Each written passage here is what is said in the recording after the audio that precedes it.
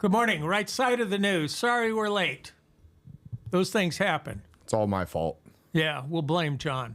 It's always my fault. I haven't done anything wrong. I don't remember the last time I did something wrong. We're going to talk about the city council meeting this last week. It was quite interesting. I believe it was the last meeting for Barry Tippin. Are we on, Leslie? Okay, good. We're on. We kind of get mixed up here, but we're getting it ironed out. You know, last week I mentioned the new American dream. The old American dream was Dad'd get a job. He could support his family, afford a mortgage. The kids could go to school, and everybody was happy. And the new American dream now is to get a government job. That's my opinion. And what goes along with it? You get an inflated wage that the private sector can only dream about. You get health benefits. You get a retirement that is, I compare it to the royalty class of America. And there's more. We're going to keep adding to this. But it just baffles me how they justify this. And it's the same thing that happens with our schools and our teachers. They hire people according to the piece of paper that's hanging on their wall, their education, and they've got no common sense. They're heartless for the most part. And integrity, that's a lost art on a lot of our public employees. And there's a lot of good ones, too. They get there, they do their job, they keep their mouth shut. And, with this Charlie Kirk thing, and with President Trump getting back in, the good ones are starting to come out, and they're called whistleblowers. I think I'd call them truth tellers. Hey, here's what really happened. And it's getting quite interesting. John and I had a little conversation about Charlie Kirk. And one of the repercussions of his cold-blooded murder by a tranny-loving left-wing kid who was a mega conservative before he went to college. His grandmother can't believe what happened. She just doesn't believe he did that. And he came back from college, and nobody in his family even knew him anymore. I'm actually with the grandma. I don't think it was him either. But we can get into that, too. Yeah, we'll get into that, too. So, going on from there,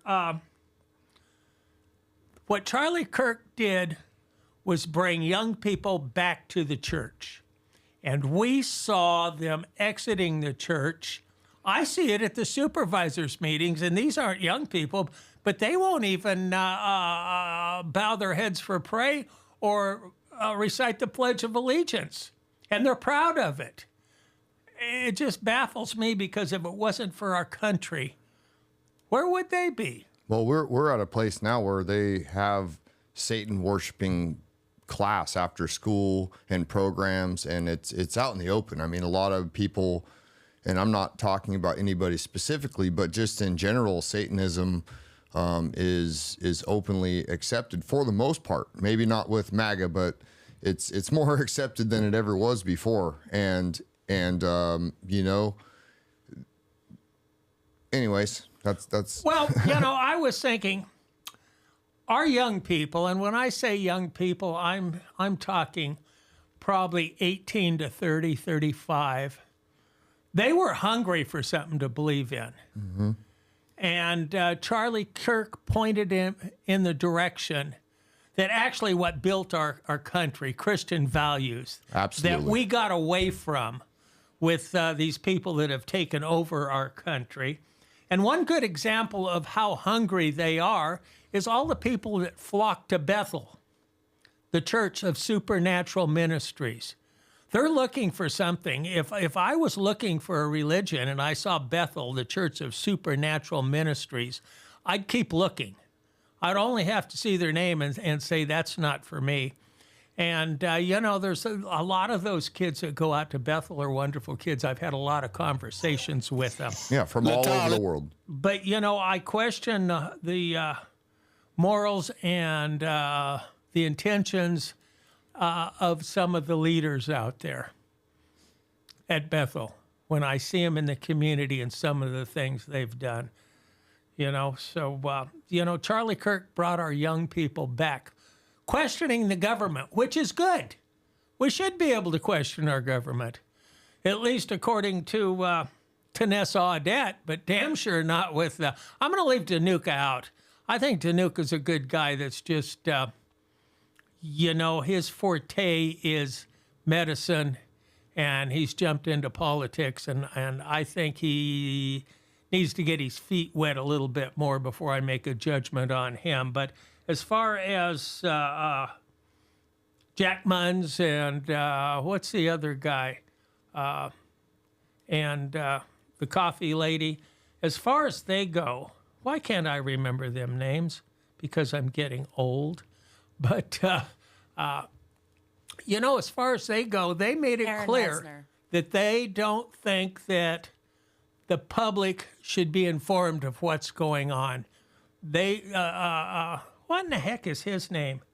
He's got the insurance agency. Mike Littell. And Mike Aaron Lesnar. Littell.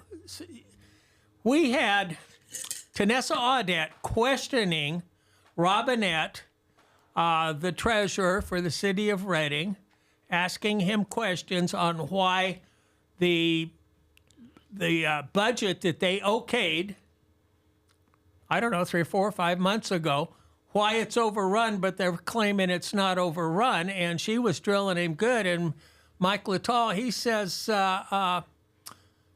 have the opportunity to talk to him before the meeting and get all these questions answered. And then you can bring it and talk about it. Well, and Tanessa Audette says, I want to do this in front of everybody. That's transparency. So the other three up there, well, no, that's not the way it works. And to me, that's like the royalty class telling you, you do what we say, we know best. You elected us to be your kings, whereas we didn't. We elected them to represent us. Yeah, they work for us, and sometimes they forget that. And I like it when we have the open meetings. I like when, at the Board of Supervisors, we had like an interview process with the ROV candidates and stuff like that. I thought that was pretty cool. Yes. Another thing the city of Reading did when they appointed a counselor because Mike DeQuisto resigned. He had heart issues, I understand, and he resigned. So they appointed somebody, and they appointed Josh Johnson. And he, I don't know, he hasn't done us much good in my opinion. But the thing is, they left out other people. Not everybody that wanted to take that place got to get up and state the reason why they should be there. What's the coffee lady's name? Aaron Resner. Aaron. I don't know what the heck's wrong with me. Anyway, Aaron and Joshua Johnson were competing for the seat, and they made some kind of a deal, and Joshua got the okay. I think it was that he would run for a 4-year term and she would run for the 2-year term, and which she did, and she won. Josh, he didn't win. That probably gives you an indication that the taxpayers probably don't want Josh Johnson representing them.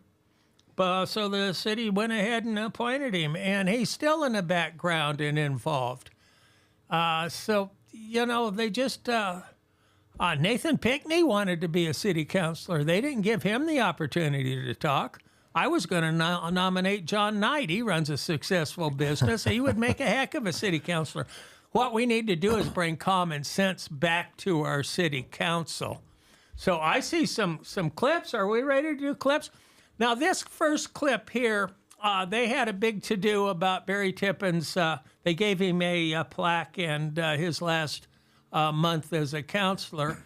And I got up there and I talked about the things that I thought Barry Tippin could have done a little bit better.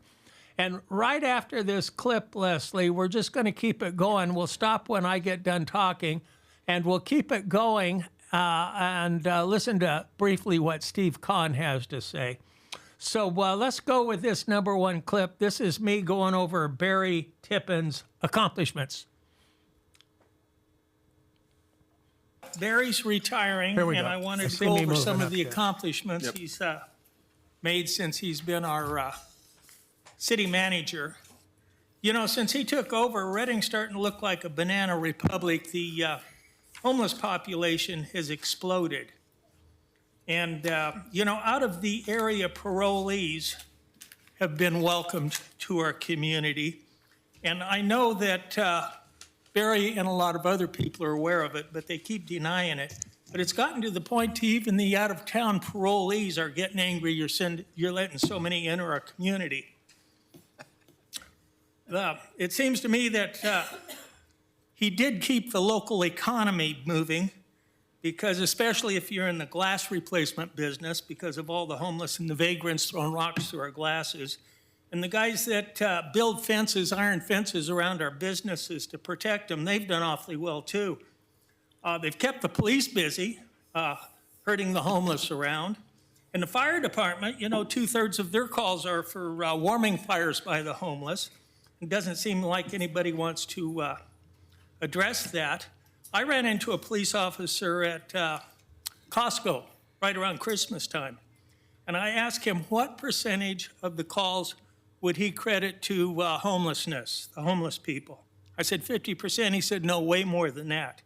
It seems to me a city manager would get on top of that problem and protect their citizens from the problems they create. You know, our sports park went to hell during Barry's tenure as city manager. But you know, one part of our economy that really blossomed is the need for private security. And then I wonder about the public-private partnerships. So we'll keep on going from there. You know, we'll finish that when we get going. For some reason, it stopped. We'll talk about the public. Well, let's talk about Bike Town. I think we're going to get there. Who decided we are going to be a bicycle town? That's what I'd like to know, and nobody seems to be able to answer that question. They've tore up California Street. They tore up the street over there to the Sundial Bridge.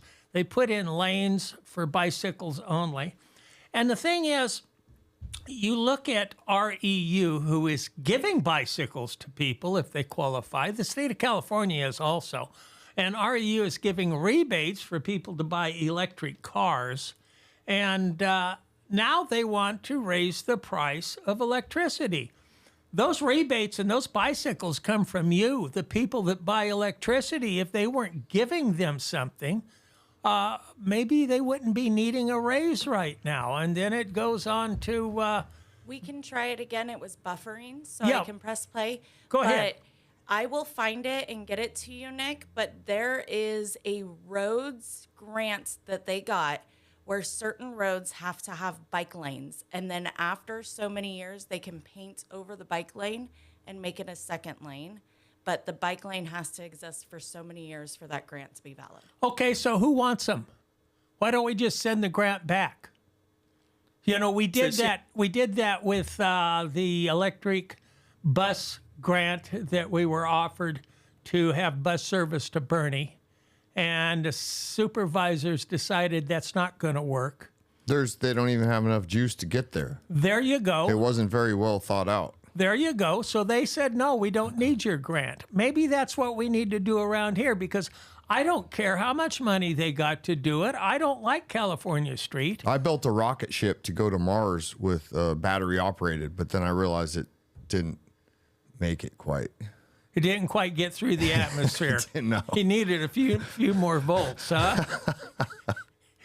You know, they had that one goofy guy that believed in flat Earth down there in the Mojave Desert that was building his rocket ship.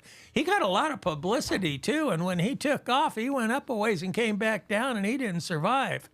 Oh, really? He was in it? Oh, yeah. Why wouldn't you just send a camera up there or something? Well, I don't know. He built his rocket ship from the junkyard, so he probably couldn't afford a camera. Did you ever see that? Oh, never mind. It's all right. There's that old movie where the kids take the junk from the junkyard and build the little spaceship, and it's they go to outer. I think it's called Outer Space or something. It doesn't matter. So There were some kids though, and it's an old movie where they build a spaceship out of space junk, but they had this special orb thing that would go around it, and now I don't know. let's finish that clip, Leslie. Yeah. to come into vogue with Barry. The one that comes to mind to me is Block 7, where 2 blocks in city of Reading was more or less given away for just a pittance, and it was developed by a couple of private entities.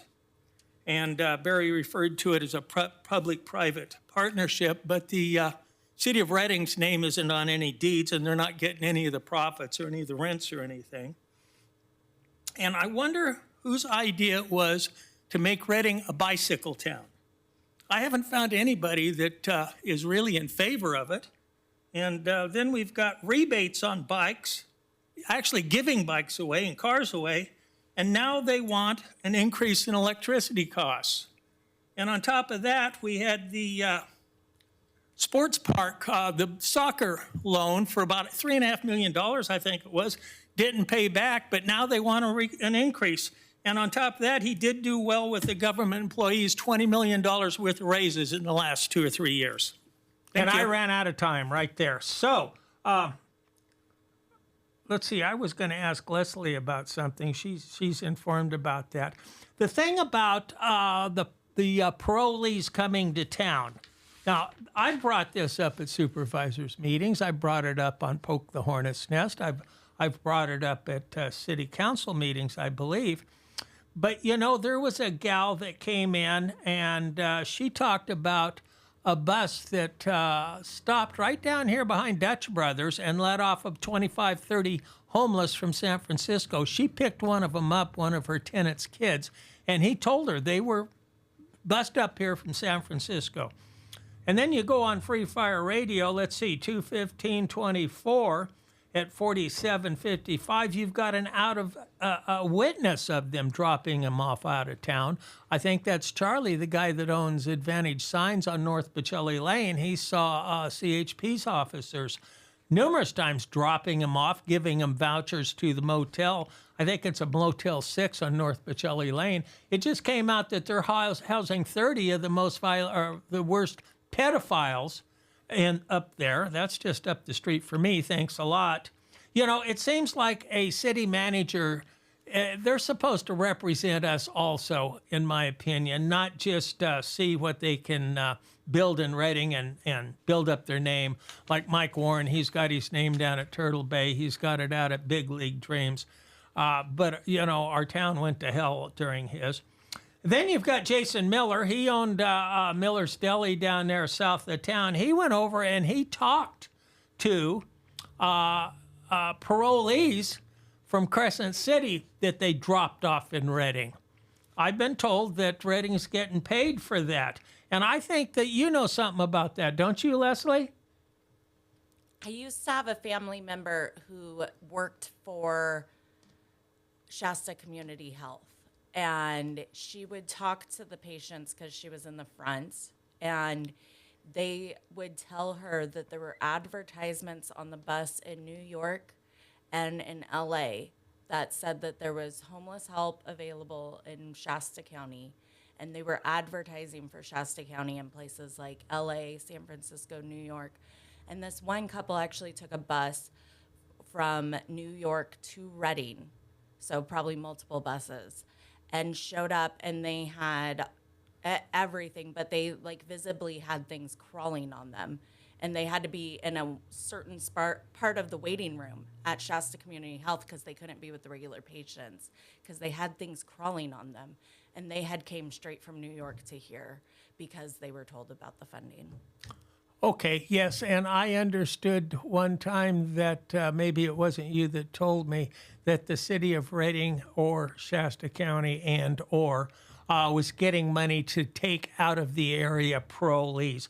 I talked to an out-of-area parolee down at Cookies and Yogurt, and he told me that he didn't commit his crime in Shasta County, that he had never, he didn't have any relatives in Shasta County, yet he was paroled from Tracy to Shasta County for 3 years, and he couldn't leave. And he had a monitor on his leg, and he was living out in the bushes. So something's going. There was a program, I was trying to look up what it was called, but there was a program in the state called the Journey Home Program where people could get free bus tickets. That was in 2015. But I was told by somebody who used to be on city council that they did take money in exchange for a group of homeless from, I don't remember where the area was. So Shasta County receives state funding through Assembly Bill 109, AB 109. I believe it was passed in 2011 to receive parolees from other places other than Shasta County, and that's one of. Yeah, but why? Why did we take them? Did we get money? Yes. Okay, that's what I was getting That's at. what I'm saying. So that's one. There's other ones out there. I'm going off. Oh, well, good. I'm glad you brought that up. It's Assembly Bill 109 or AB 109, and it was passed in 2011. I believe it was 2011, and the county gets funding based on how many parolees get dropped off here. Now, aren't our counselors, our supervisors, our CEOs, our city managers, management, aren't they supposed to protect us from that instead of encouraging them to come here? Well, That's my point. Yeah, absolutely. I mean, I think that I would just say, hey, we don't need money to take care of these people. Then the money, I mean, I'm sure they could use it in different ways. I haven't forensically looked at how they get the money and how they They can distribute probably the money. use it any way they want. Yeah, it's probably a big pretty slush good, fund and use sharp it for- pencil fellows. I mean, maybe to give themselves raises, I mean, I don't know. Well, here's not the board of supervisors; they don't get paid very much. But I'm talking about some of the people making. You're talking about 300, city council. 400 thousands. Not just the council. I'm talking about. I mean, there's a lot of people making $300,000 to almost $500,000 right here in Shasta County. That's absolutely right. You were referring to city council. The supervisors not are the- paid fairly. They're getting about $75,000 or $85,000 a year now. I was which talking they about deserve. city managers That's right. and other That's stuff right. like that. That's Yeah, right. yeah. So the city council, they're getting, I don't know, around $700 a month. Yeah, That's what the council council makes. and the supervisors, the city council and the Shasta County Board of Supervisors, they're not making that. That's not who I'm referring to. Supervisors are. Yeah, I know who you're referring to. I just wanted to make. And then here was a comment, and I heard this on Free Fire Radio, I believe. I'm going to read it to you. A couple of weeks ago, I read this comment. It went like this.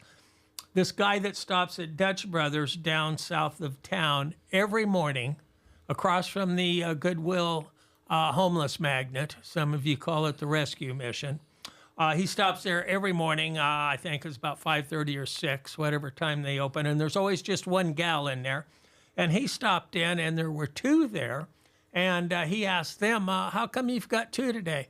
And a gal says, well, they want a little extra security for us because there's a busload of homeless coming in just a little bit.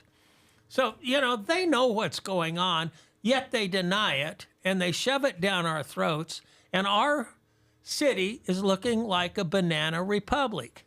And it's done on purpose. And my point is, they're not representing us. I don't believe Mike Warren, I don't believe Kirk Starman, I don't believe Barry Tippin represented us very well at all. And we're getting tired of it. I'm hoping Steve Bain will step up and, the change isn't going to come overnight, but I'm hoping that he'll remember who he's working for. And it's not the city council. He's working for the people. And, maybe he can start making a difference in some of this. It's not going to happen overnight, but we need to be represented. I hope it's not too late. But, our homeless population, we've been complaining about the homeless getting out of hand forever. Has anybody done anything about it? I remember when Aaron Reisner was running, I called up Free Fire Radio and suggested they have one big camp with portable toilets and a dumpster, and they could stay there and camp and not camp anyplace else. She thought that was a great idea until about 3 weeks after she was elected, and then all of a sudden that's not a good idea at all. So, and the sports park going to hell.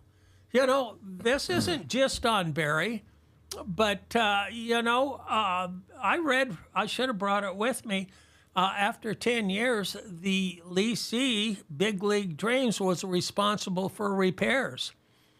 Well, a couple of years ago, the city council voted to let Big League Dreams give or sell their contract to a different entity, and that relieved them of the responsibility of replacing the turf. And the different entity walked away from it. I would suspect they don't have the financials to replace that turf, and I think it was all a sneaky deal to get them out of the responsibility to start with. That's my suspicions. And the public-private partnerships. Those are a beauty. Like I said, Block 7, they gave them the property just about, and somebody else owns it, and the city isn't getting anything. And it's just like Big League Dreams. Well, all the sales tax we're going to bring is going to be our lease. All the sales tax that this is going to attract to Reading. Well, you know, that stuff never shows up. A lot of these three-story buildings, they're all public-private partnerships, but there's no partner. The guy who built it owns it, lock, stock, and barrel. And it's affordable housing, so they claim. And I believe they're guaranteed people being in there through Section 8 or HUD housing. They're both the same. And how can you go wrong? Oh, and they're built with grants, 50% grants approximately. So, you know, they're getting this great big building. It cost them about half of what the private sector would have to pay to try and build it. And that's your public-partner relationship. Well, it created jobs. Well, you know, I heard most of the jobs over here at the courthouse were out-of-town laborers. Right. I guess they, you know, and the rebates on bikes and cars, you know, that's your money. That's reapportioning money. They're taking money from the private sector and give it to somebody else. So there you go. That's my complaint. $20 million worth of raises in the last 4 or 5 years.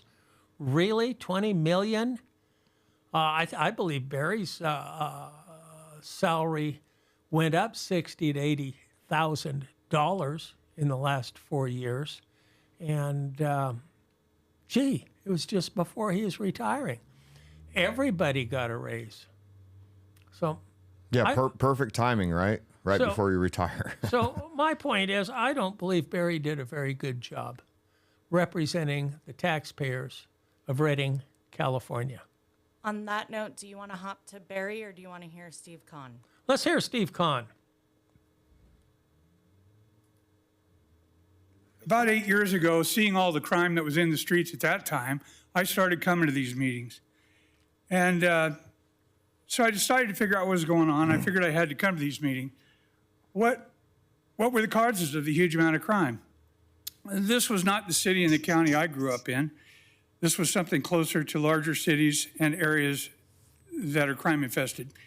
So that I could learn more about the situation, I came to the council meetings. And while at the council meetings, I met people like Nick Gardner and was learning that were, you know, instrumental in speaking and involved in the city.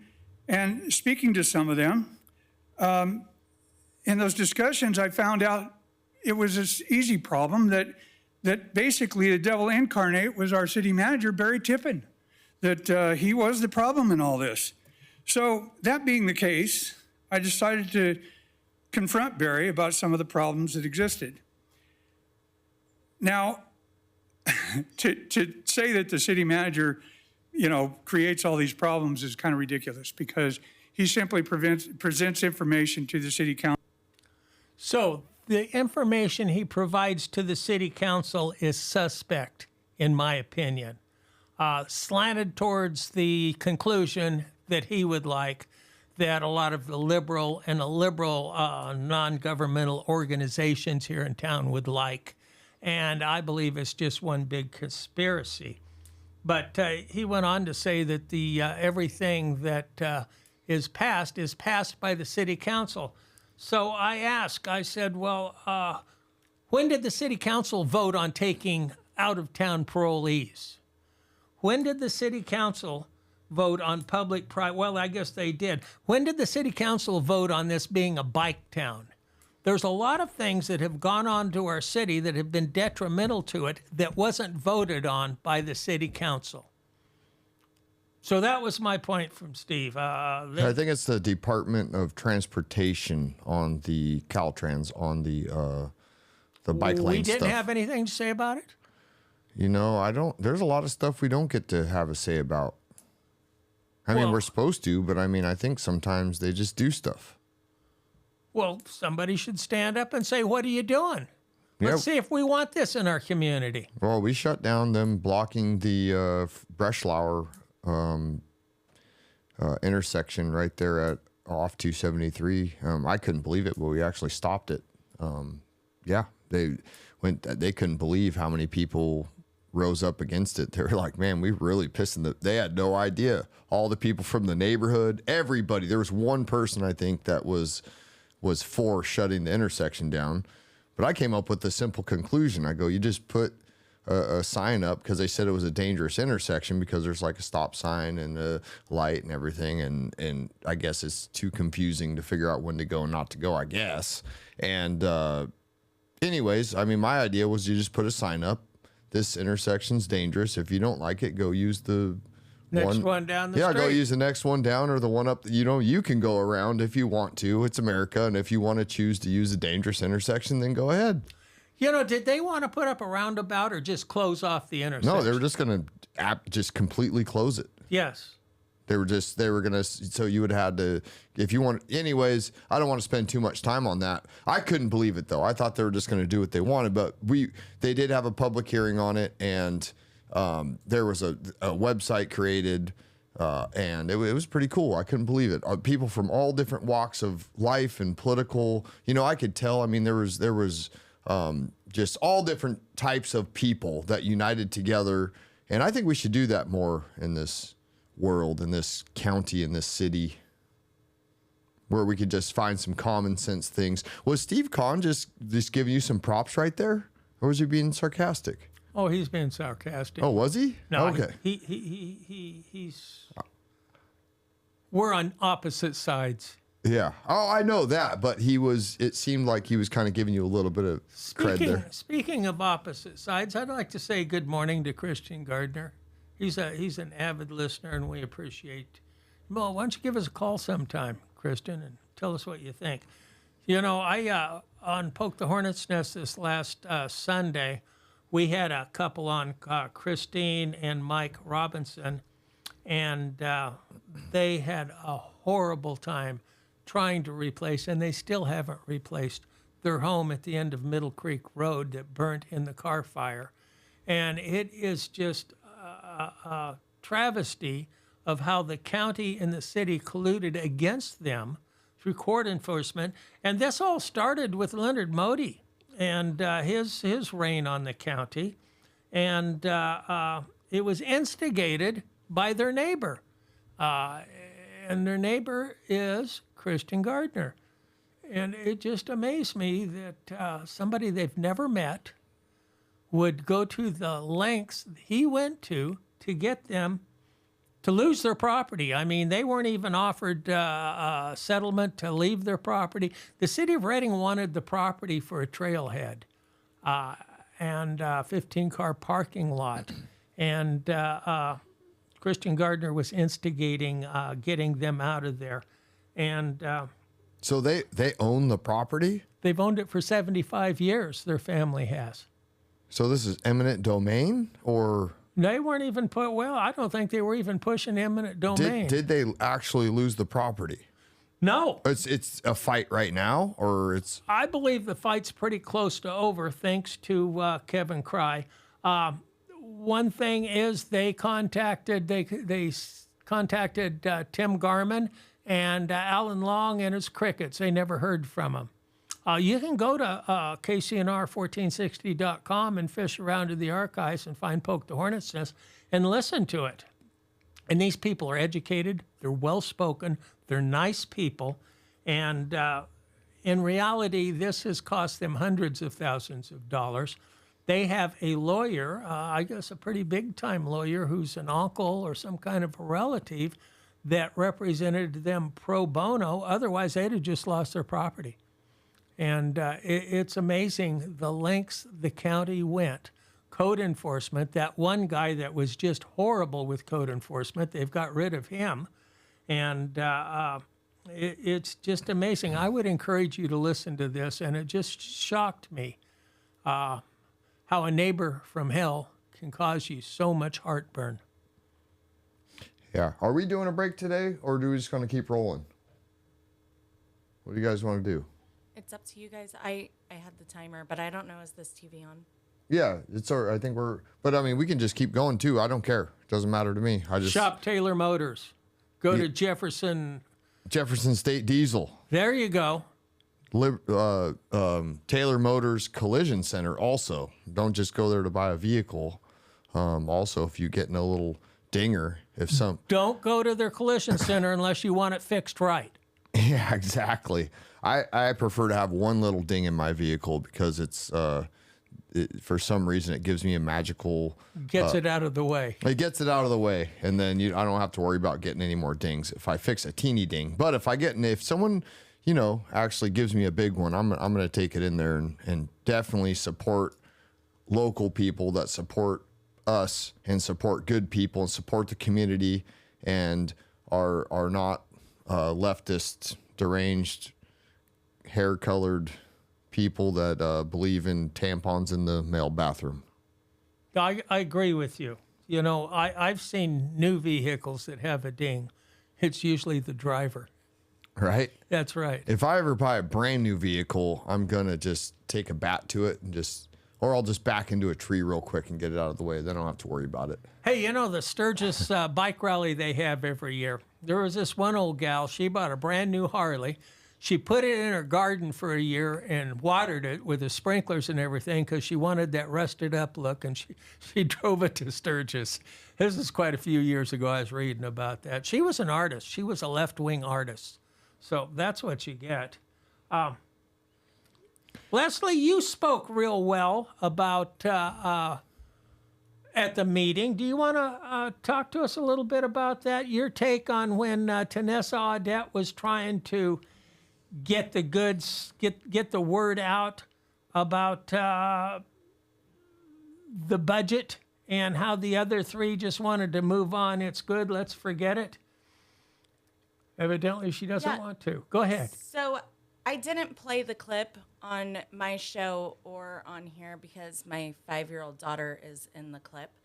But I think that if you go back to the video of Barry's retirement speech, if somebody tells you who they are, believe them, because Tanessa chose to take the high road and said, I have nothing nice to say about this man, so I'm not going to say anything at all. She didn't speak. She wasn't in the picture. But Barry chose to take that time and trash Tanessa. And I know that's one of the clips that you have picked. But he also kind of digs into you and tells you, you care so much about the city, you should move into the limits. But you live surrounded by the city. You work in the city. You shop in the city. You have a vested interest in the city. So for him to make a snide comment like that to a constituent is, I think, completely unacceptable and shows us who he is.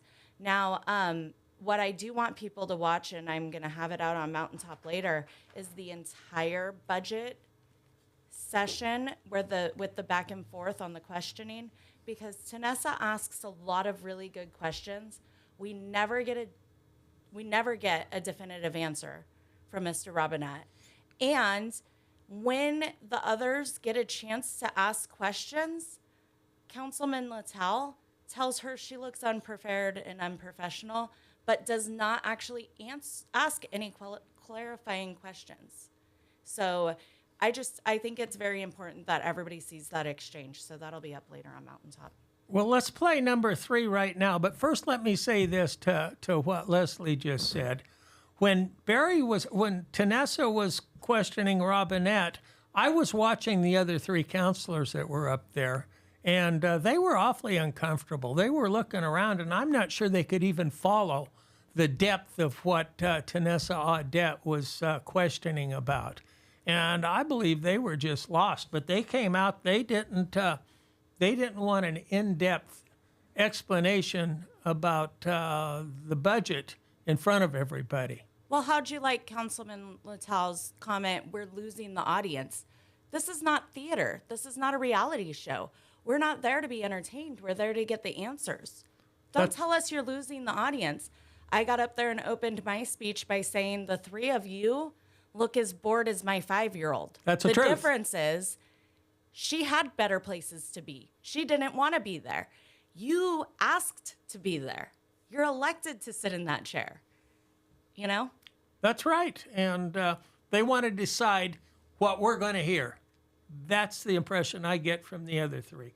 We'll tell you what you want to hear, and the others you don't need to be concerned about. We'll cover it. We'll get it all decided in closed session. Let's play Barry right now. I've just got a taste of Barry's final speech to the city of Reading, I hope. We'll get that going right here. But, the bottom line is, what has gotten better in the city of Reading? The bike lanes? There you go, you jokester. Go ahead. Here goes I mean, Barry. they did get better. Here's Barry. First, I want to thank Nick for all the amazing powers he thinks I have. So I appreciate that. And you love the city so much, I think you should move into the limits so you can vote for council. So to say the least, I never really expected to end my career under these circumstances. I've always planned to retire in 2025, and that's been long known, to move on to my next phase. Reality, I was going to retire about 7 years ago and decided to stick around. But I never thought I'd finish my career with a bit of character assassination by a council member. It's pretty disheartening, especially when these allegations and accusations are baseless and completely false, seem designed to serve some unknown political agenda and harm our city. And unfortunately, revisionist history is something that seems to be the go-to move for some politicians to wipe away what we all know to be true. I know for certain that we own our individual integrity. As individuals, only we can give it away. What I know for certain is my integrity is fully intact, but I cannot say with certainty that it's the same for my accuser. That said, tonight's not about anger. It's not about bitterness. It's about celebration and gratitude. Celebration and gratitude. I wish they had played Roy Clark. Is he talking about himself? Yes. Celebration and gratitude. Yes. I Wow. wish they'd have played Roy Clark. Thank God in Greyhound she's gone right then. He had a written speech right there. He actually talked about tonight's about celebration and gratitude towards himself. I mean, that's kind of narcissistic, or I don't know. Well, Tanessa just sat there and smiled. Yeah. And she didn't say, if you don't have anything good to say, don't say anything. She lived it. Yeah, I mean, She demonstrated a lot of class, in my opinion. But let me tell you what got me sour on Barry Tippin. I live about 40 yards from the Reading city limits, and there's a hillside there, and I am surrounded by the city. I live in the county. The city has a drainage ditch that drains all the runoff from rain, the storm drain that runs along that ditch, and they get paid. It's a storm drain fee on your taxes. They get paid to take the excess water and transport it down the river. The side of that ditch gave out, a piece about 10 foot wide. And I went to a city council meeting and I told them that this needs to be fixed, that it's flooding my driveway. It was flooding the intersection at my street to about 6 or 8 inches of water. If it had gone up 2 more inches, it would have been in my mother-in-law house. So I went to the city council meeting. I made arrangements to meet Julie Winter down there and Brian Crane. And they show up and they tell me that being that ditch is on private property, it's not their responsibility to fix it. Remember, this is completely 100% Reading storm drain. The private property owner can't use this property because of that ditch, and it's a small ditch. He can't use it. He says, I'm not going to fix it. It's not my water, which I understand. So they come up with this scenario that Barry backed up, that when this was built 75 or 80 years ago, the agreement was the property owners would maintain the ditch. Well, okay, fine and dandy. Show me that in writing. It's not in my deed. It's not in anybody else's deed. Show it to me in writing. I went to 6, 7 council meetings complaining about this, asking him to fix the ditch. I doubt it would have cost $5,000 to fix the ditch. I mean, when they finally fixed it, I had to go threaten to turn them into California water quality, that they were polluting the groundwater. And boy, they got off their ass then and got it fixed. But they just put me off and put me off and put me off. Kristen Schrader was a main one. Well, you know, Nick, you're just wasting our time coming up here. And the bottom line is my driveway's buckled. They ruined my driveway. It cost me $20,000 to replace it because Barry wouldn't get off his ass and do what was morally right. And now he wants to talk about morals. That's my opinion. And you lost that through erosion or what? Well, when you've got a cement driveway and it gets covered with water, it will float it. When it settles back down, you start getting cracks. And they flooded it, 8 or 10 times. Yeah. And, when they finally fixed it, well, the problem's solved, which it should have been fixed right after the first. And I'll say another thing. Brian Crane was head of Public Works then. When Chuck Auckland took over, things got fixed. All you got from Brian Crane was excuses why they couldn't fix anything. An example of that is there was a hole down in front of Tiger Field on Cypress. And I hit it one time, and it was horrible. I thought it was going to take the wheel off my car. And they come down. I didn't complain or anything. Next time I went by, I'm going around. Oh, they fixed it. There's some cement there. Well, 3 months later, there's a big hole. So their idea of fixing it was just keep filling it in instead of fixing it. So one day I'm at a city council meeting, and I walked over and I asked Chuck, I says, what's the skinny on that hole over there in front of Tiger Field on Cypress? So I don't know what you're talking about. So I explained to him just like I did now. Well, about 3 weeks later, they're digging the damn thing out. They've got equipment down there. They're digging it out, and they're fixing it right. It's fixed. We don't have a problem. Chuck Auckland did a very good job for the city, in my opinion. I think some people are just lazy and some people are go-getters and some people care. I mean, I bet if you watched the two different people drive, you would see what kind of people they are, whether they're selfish, whether they let people out. Man, I let a couple people out yesterday and they were like waving like they couldn't believe it. Because I pulled up and I leave spaces for where people pull in. Sure. Like if you're not blocking the entrance to something and I mean, there's people pulling up, going through where I left a gap. Yes. And they were just like waving at me like, wow, thank you. And then people would pull out of that also. And then they were waving at me. And you're a considerate driver. I mean, I think most that's just normal. That's just but it's like you do like regular, everyday, basic, common courtesy type stuff. I didn't get anywhere. It didn't take me longer to get to where I was going to stop 10 feet, 20 feet back, I was just, anyways. I've seen people that are weaving in traffic and driving fast and just recklessly. And I get up to the stop sign and they're sitting right next to me. Yeah, right. What'd you gain, home skillet? What about when the two lanes merge together? Yes. And they run up on you on the one that merges and they try to like shove you off the road pretty much to get one spot closer. That's something I taught my son when he was about 16. You got the right of way. I said, let him go. You know what? It's not worth bending up your car over. No, and you end up racing them. You never know. Someone might shoot you over that. In their mind, you're not letting them cut in front of you, so then you're the bad guy. And yeah, and another thing, somebody pulls out in front of you flagrantly, accidentally. You don't have to lay on your horn. You just give them a toot and let them know you're there. Most of the time, I've even told them. They said, I'm sorry. I said, that's okay. I was watching out for both of us. Nobody does that on purpose. When I'm hauling a trailer and I have all week I've been hauling a 8.5 by 24 foot trailer with 10 52 by 51 inch pallets, which are oversized and 8 feet tall, this huge giant loads. And then when people are like really rude when you're hauling a trailer, I mean, I don't let it get me mad, but sometimes it's a little frustrating when people don't go, hey, I'm not going to pull right in front of this guy who's hauling freaking 16,000 pounds, or you know what I mean? Or just realizing that I can't get over because there's people on the other side of me. And when you're merging onto and I'm in the slow lane so people could pass me. Sure. I get a little bit frustrated. Yes. You know what I found really helps me when I'm frustrated is profanity. That brings my blood level down a little bit, the blood pressure. And if you're really angry at somebody, you can use hand signals with it.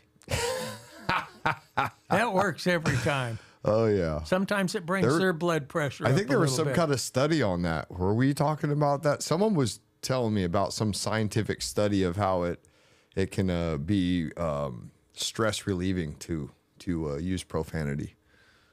Where are we going next, Nick? I don't know how much time we got, Leslie. We got plenty of time, 10 minutes. I want Leslie to tell us about the vote at SCOE that Jessica French was the only one that wouldn't vote for. Can you brief us on that, Leslie? Yeah, let me find the post and put it up. So talk for 30 seconds and I'll find it and then I'll. Okay, I'll talk for 30 seconds. You know, I've been going to some of these sandwich shops, and they're pretty good. But you go to Don's Sandwich Shop, and you get a real sandwich, hand-carved meats, thick. I go in there, if I get a whole sandwich, I've got lunch and I've got dinner. And it's reasonably priced. A lot of these small businesses that have suffered through the COVID scare and the shutdown and everything, they're just, you know, barely scraping by after the inflation that Joe Biden brought upon us. I wonder if Christian could call us and tell us how the inflation is all President Trump's fault. Yeah, and it's a shame that when somebody raises a dollar on their sandwich or something like that, people freak out. They're like, wasn't that was $10 last week and now it's 11? Or I don't know. Some people get like that, and it's like, hey, my price of the meat doubled. Anyways, just given They have swallowed, every place has they're making swallowed. less now. They Lot raise it less. $1, they're losing $2. Well, you as a small businessman know that you work a lot harder when you work for yourself, and your reward was probably making a little bit more than wages. Now you're barely making wages. A lot of these small businesses, Yeah. sandwich shops, that kind of stuff. And, you know, that's not the way it's supposed to be. They've tightened the screws down so far that I imagine there's a lot of people with the inflation and everything just said, heck with it, I'm better off on welfare. Well, this has been designed to basically wipe the middle class out and the private sector. You know, you're going to have these really good government high-paying jobs with great benefits, and The then American dream. You're living off somebody else's fat. the new American dream. That's right. And think about the control you get when you have the majority of people working for the government. How hard is it to get people to vote for a more limited government when they're voting to get rid of their own job? Oh boy. You know, and it's- you've got these people And voting. then you got the welfare people too, so now you've got all these people relying on the government. How do you get rid of the government when everybody's eating off the government? Oh yes, I think it was Mitt Romney. He said that they started out with 50% of the vote against him because of all the people getting handouts. He wasn't counting the government employees. Can you imagine what a big voting bloc government unions are? I mean, that's just absolutely pathetic. That's something we need to get rid of is government unions. They've done their job tenfold. Are you ready to tell us about Jessica Finch? I've never been a Jessica Finch fan. In fact, she had a program on KCNR, Shasta Unmasked, and in my opinion, she ran out of handouts to finance her program, so it went off the air. But they were so proud of themselves. Christian had a program too. So go ahead, tell us about what happened there, Leslie. Okay, so Shasta County Office of Education had a meeting the evening that Charlie Kirk was assassinated. And they decided that as a whole, they were going to sign this resolution, which made it to where they were putting out a public statement that they are against political violence of all types. And Jessica French is the only one out of 9 names not listed. And she said it is because it says 2 things in there. It says Charlie Kirk's name and it says God. And she won't sign a document that has either one of those things listed.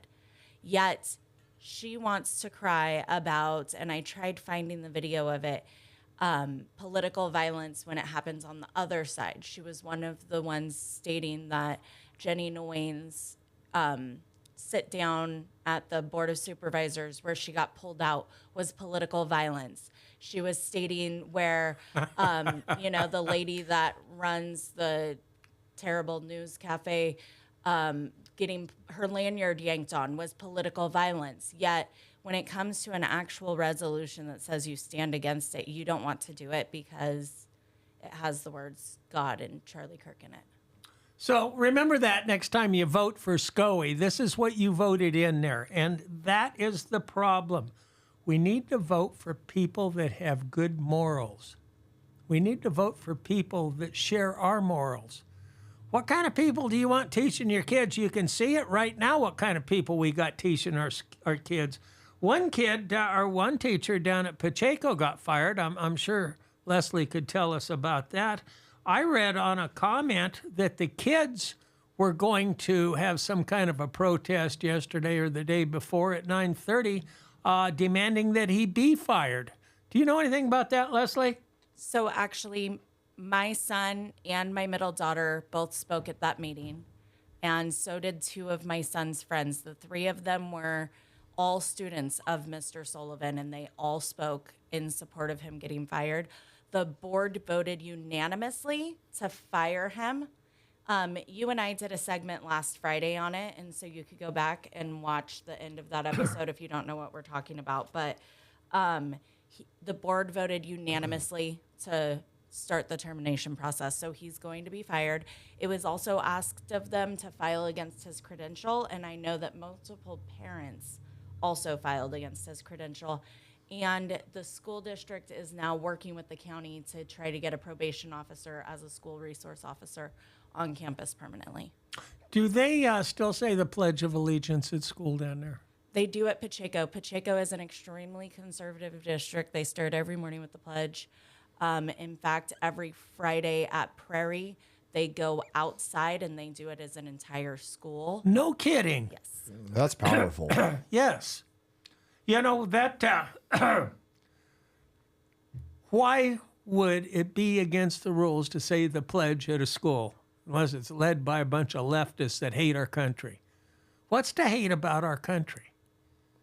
I mean, if you're a communist, then you absolutely, the flag is like a cross to a vampire. You know what I mean? That's the truth. I mean, that's just, I don't, it's hard to understand the wiring behind that, but I mean, if you believe in God, I mean, there's people that believe that are Satanists and they H God. I don't like using the H word because it's just a negative. Retroactive abortion, that's the cure for them. I mean, some people love it as a sacrifice. I mean, there's videos of women out there that are like demons and men too, but I'm just specifically talking about where they're like, I love abortions. I love sacrificing the children. And you're just like, whoa. I mean, look at where we're at, where, I mean, there's this great video of this young kid who is, it was some kind of pro LGBTQ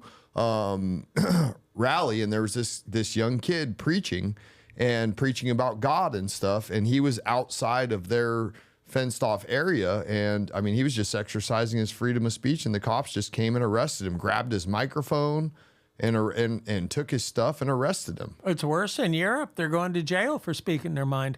But you brought up going to prison over Facebook posts. You brought up something interesting. Now, if somebody has 3 or 4 beers and they're on their way home, and a pregnant woman, even if it's her fault, gets in a wreck and it kills the woman and the fetus, they're charged with murder for murdering that fetus. Yet a woman can go to an abortion clinic and get an abortion, and they're not charged with anything. Doesn't that seem kind of odd? One's a criminal offense, and the other one, well, the other side cheers them. Man, you know who the strongest Christian country is in the world, in my opinion? Russia. Oh, really? Yes, Russia is very pro-Christian, and it's pretty amazing. I mean, we get a lot of propaganda over here. The mainstream media is highly, so it's hard if you're not there. But if you actually look at what Putin says and what their policies are, they're actually the most pro-Christian country in the world, in my opinion. And when they have LGBTQ, these leftists that go out there and try to block the roads and all this kind of stuff, oh, dude, they do not put up with it. It gets shut down. They drag them off and take them to jail. And they're like, hey, you want to block the road? We're not going to let you do that. They don't get a get out of jail free card. Oh, boy. Leslie, you got anything more to say about our school system and what's going on there?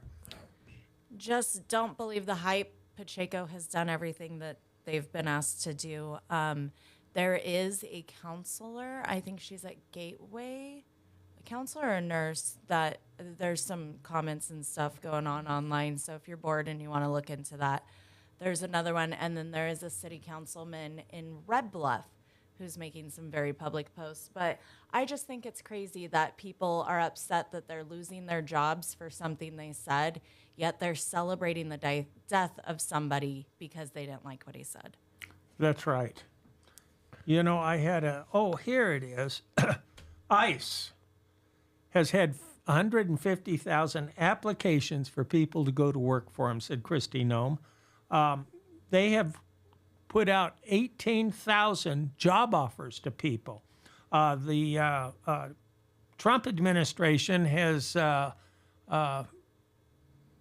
$75 billion at them, $30 billion for new ICE officers to make arrests, and $45 billion to build new detention facilities.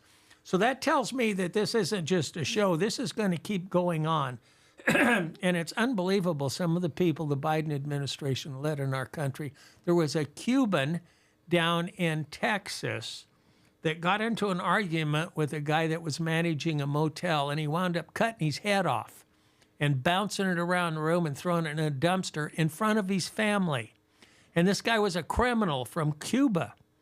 And, you know, this is the kind of people that they let into our country, and Trump's trying to clean it up, and the other side's fighting him. Can you believe that? Yeah, that's just unacceptable, unbelievable.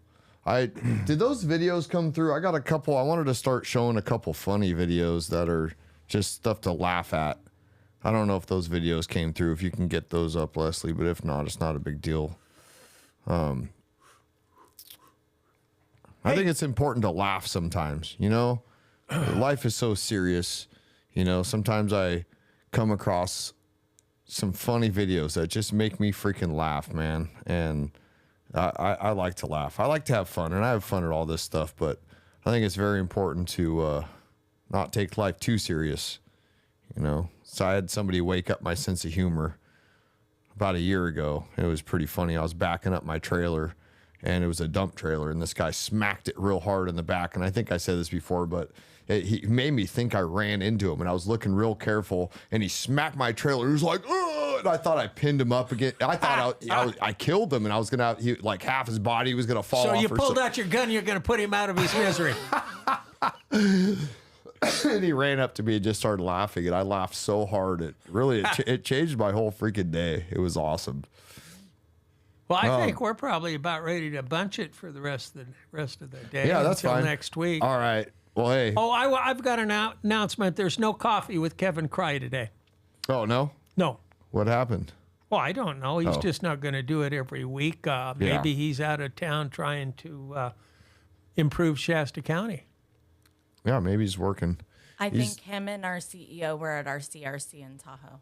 Yeah, he's definitely not a lazy guy. That guy's a go-getter, man. Oh, boy. I talked to him about, you just talk to him, and he's either doing it or he's going to do it, and he doesn't move at the speed of government. I called him up yesterday. I was really frustrated. There was this gal. I'd heard her the night before over on Hartnell. I live about 140 yards from Hartnell.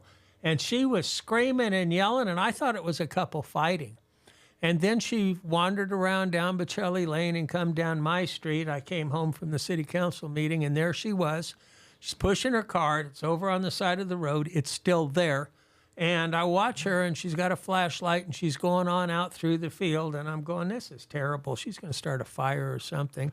So the next morning, I come home from work quite early, and here she is screaming and yelling over there next to her cart. So I thought I'd call the sheriff because it's 10 feet on the other side of the city limits. So I was going to call the sheriff and say, hey, you know, we've got this dingbat here. Could you have a patrol officer come by and check her out or something? So I dialed the number that's in the yellow pages, that little phone book that comes out. And I get this recording that goes on. If you want a copy of this, push 1. If you want a copy of that, push. And it went on for about 6 or 7 before I hung up. And I said, well, I'll call the city of Reading. So I called the city of Reading's number, and I got the same thing. And I called up Kevin. I says, you call up dispatch now. You don't even talk to a person. You sit there for about, seemed like 10 minutes listening to all your options when you just want to say, hey, could you have an officer come by and check this out? I don't know. Maybe you're supposed to call 911. I carry a gun because a cop's too heavy. I don't know if you ever heard that one, but I actually don't carry guns. You need to go to the gym. Some of these cops are pretty heavy. Well, here, it looks like she's got this video up. If you're still watching here. watch this. This is a little bit outside of our wheelhouse, but I've never seen this before. Go ahead and hit play.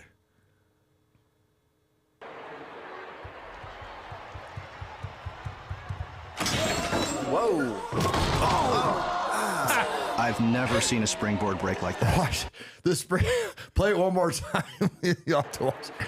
The springboard breaks and launches this dude. I mean, this has got to be the longest. Whoa. I've never seen a springboard break like that.